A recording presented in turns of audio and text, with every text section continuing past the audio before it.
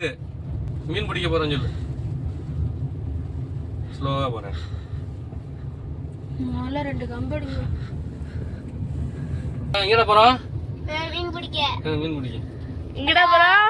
Hi guys, மீன் பிடிக்க போறோம். வாங்க. அங்க போலாம். மீன் பிடிச்சிட்டு மீன் பிடிச்சிட்டு அப்படியே குழம்பு வச்சு சாப்பிடுவோம். குழம்புல சாப்பிடுறோமா இல்லையா? அம்மாட்ட அடி வாங்குறோம்.